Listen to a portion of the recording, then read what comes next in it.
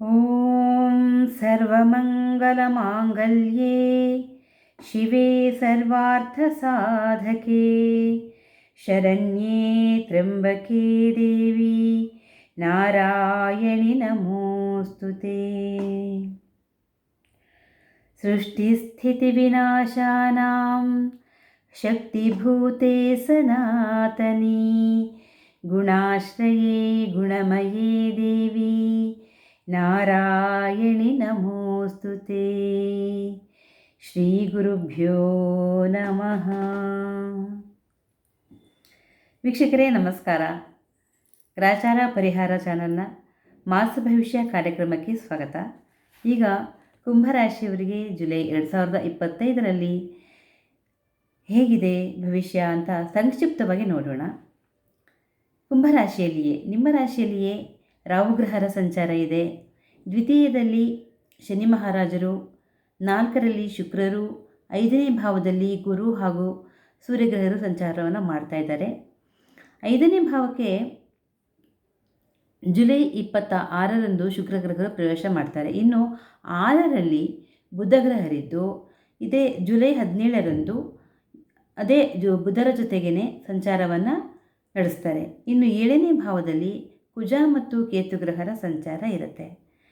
ಮಾಸಾಂತ್ಯಕ್ಕೆ ಕುಜಗ್ರಹರು ಅಂದರೆ ಮಾಸಾಂತ್ಯಕ್ಕೆ ಅಂದರೆ ಜುಲೈ 28ರಂದು ಕನ್ಯಾ ರಾಶಿಯನ್ನು ಪ್ರವೇಶವನ್ನು ಮಾಡ್ತಾರೆ. ಗ್ರಹಸ್ಥಿತಿ ಹೀಗಿರುವಾಗ ಈ ಜುಲೈ ತಿಂಗಳಲ್ಲಿ ನೀವು ಗುರುಸ್ಥಾನಗಳಿಗೆ ಅಂದರೆ ಜಟಾಧಾರಿಗಳಾದ ಗುರುಗಳು ಅಂದರೆ ಮುನೀಶ್ವರರು, ಇಂತಹ ಒಂದು ದಕ್ಷಿಣಾಮೂರ್ತಿ, ಇಂತಹ ಒಂದು ಗುರುಸ್ಥಾನಗಳಿಗೆ ಭೇಟಿಯನ್ನು ಕೊಡೋದ್ರಿಂದ ಬಹಳನೇ ಶುಭವಾಗುತ್ತೆ. ಸಾಧ್ಯವಾಗಲಿಲ್ಲ ಅಂದರೆ ಸಾಯಿಬಾಬಾ, ರಾಘವೇಂದ್ರ, ನಿಮಗೆ ಯಾವ್ದು ಸಾಧ್ಯನೋ ಆ ಗುರುಗಳನ್ನು ನೀವು ಭೇಟಿಗೆ ಮಾಡಬಹುದು. ಇನ್ನು ಕಳೆದ ಹಲವು ತಿಂಗಳುಗಳಿಂದ ಕಾಡ್ತಾ ಇರೋ ಆರೋಗ್ಯದ ಸಮಸ್ಯೆಗಳಿಗೆ ಈ ಒಂದು ಜುಲೈ ತಿಂಗಳಲ್ಲಿ ಒಳ್ಳೆಯ ವೈದ್ಯೋಪಚಾರಗಳು, ಔಷಧಿಗಳು ನಿಮಗೆ ಸಿಗುತ್ತೆ. ಇನ್ನು ಪತಿ ಪತ್ನಿಯ ನಡುವೆ ಸ್ವಲ್ಪ ಮಟ್ಟಿಗೆ ಕಲಹ ಏರ್ಪಡಲಿದೆ. ಆದರೆ ಹಿರಿಯರ ಮಾರ್ಗದರ್ಶನದಿಂದ ಮತ್ತು ಅವರ ಒಂದು ಮಧ್ಯಪ್ರವೇಶದಿಂದ ಎಲ್ಲವೂ ಕೂಡ ಸರಿ ಹೋಗುತ್ತೆ. ಆತಂಕ ಬೇಡ. ನೀವು ಕೂಡ ಮನಸ್ಸು ಮಾಡಬೇಕು.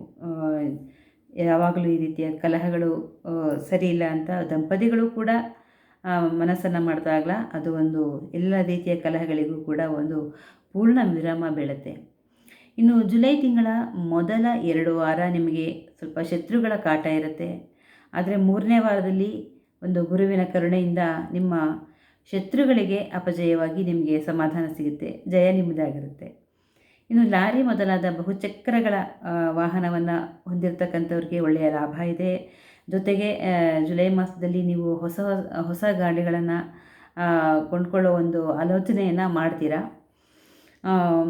ಹಾಗೆಯೇ ನೀವು ನಿಮ್ಮ ಸಮಸ್ಯೆಗಳಿಗೆ ಬೇರೇನೂ ಪರಿಹಾರ ಮಾಡಬೇಕು ಅಂತ ಇಲ್ಲ. ಯಾಕೆಂದರೆ ಆಷಾಢ ಮಾಸದಲ್ಲಿನೇ ಸಾಕಷ್ಟು ಒಂದು ಪೂಜೆ ಪುನಸ್ಕಾರ ಮಾಡೋದಕ್ಕೆ ಅವಕಾಶಗಳಿವೆ.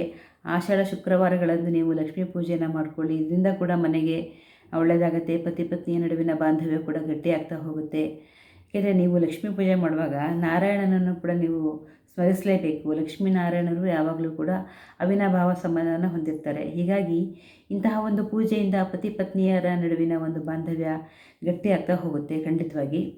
ಇದಾದಮೇಲೆ ಇನ್ನು ವ್ಯಾಸ ಪೌರ್ಣಿಮೆ, ಇದರಲ್ಲಿ ಕೂಡ ಇಂಥ ದಿನಗಳು ಕೂಡ ನೀವು ವ್ಯಾಸ ಮಹರ್ಷಿಗಳ ಸ್ಮರಣೆಯ ಜೊತೆಗೆ ನಿಮ್ಮ ಇಷ್ಟ ಗುರುಗಳನ್ನು ಕೂಡ ನೀವು ಕುಲಗುರುಗಳನ್ನು ಕೂಡ ನೀವು ಪೂಜೆ ಮಾಡಿಕೊಳ್ಬಹುದು, ದರ್ಶನವನ್ನು ತೆಗೆದುಕೊಳ್ಬಹುದು. ಮತ್ತು ಜ್ಯೋತಿರ್ಭೀಮೇಶ್ವರ ವ್ರತವನ್ನು ಮಾಡೋದ್ರಿಂದ ಹೆಣ್ಮಕ್ಳು ಜ್ಯೋತಿರ್ಭೀಮೇಶ್ವರ ವ್ರತ ಮಾಡೋದ್ರಿಂದ ಯಾರೆಲ್ಲ ಅವಿವಾಹಿತ ಹೆಣ್ಮಕ್ಳು ಇರ್ತಾರೆ ಅವರಿಗೆಲ್ಲ ಭೀಮನಂತಹ ಒಂದು ಗಂಡ ಸಿಗ್ತಾನೆ. ಹಾಗೆಯೇ ವಿವಾಹಿತ ಸ್ತ್ರೀಯರು ಪೂಜೆ ಮಾಡಿಕೊಳ್ಳೋದ್ರಿಂದ ಗಂಡನ ಆಯುಷ್ಯ ಅಭಿವೃದ್ಧಿ ಆಗುತ್ತೆ, ಕುಟುಂಬ ಸೌಖ್ಯ ಕೂಡ ವೃದ್ಧಿಯಾಗುತ್ತೆ ಅಂತ ಹೇಳ್ತಾ, ಜೊತೆಗೆ ನಾಗರ ಪಂಚಮಿ ಹಬ್ಬ ಅದನ್ನು ಕೂಡ ಮರೆಯೋಂಗಿಲ್ಲ. ನಾಗರ ಪಂಚಮಿ ನಾಡಿಗೆ ದೊಡ್ಡದು. ಈ ಹಬ್ಬವನ್ನು ಯಾವತ್ತೂ ಮರೆಯೋಕ್ಕಾಗಲ್ಲ. ಸಹೋದರ ಸಹೋದರಿಯರನ್ನು ನೀವು ಮಾತಾಡಿಸ್ಕೊಂಡು ಅವರ ಯೋಗಕ್ಷೇಮವನ್ನು ವಿಚಾರಿಸ್ಕೊಳ್ಳೋದ್ರಿಂದ ನಿಮಗೂ ಕೂಡ ಒಂದು ಆನಂದ ಸಿಗುತ್ತೆ ಅಂತ ಹೇಳ್ತಾ, ಜುಲೈ ತಿಂಗಳು ಕುಂಭರಾಶಿಯವರಿಗೆ ಎಲ್ಲ ರೀತಿಯಲ್ಲಿಯೂ ಕೂಡ ಶುಭವನ್ನೇ ತರಲಿ, ಒಳ್ಳೆಯದನ್ನು ಮಾಡಲಿ ಅಂತ ಪ್ರಾರ್ಥನೆಯನ್ನು ಮಾಡಿಕೊಳ್ತಾ, ಲೋಕಾ ಸಮಸ್ತ ಸುಖಿನೋ ಭವಂತು, ಸರ್ವಂ ಸನ್ಮಂಗಲಾನಿ ಭವಂತು. ಶ್ರೀಕೃಷ್ಣಾರ್ಪಣಮಸ್ತು.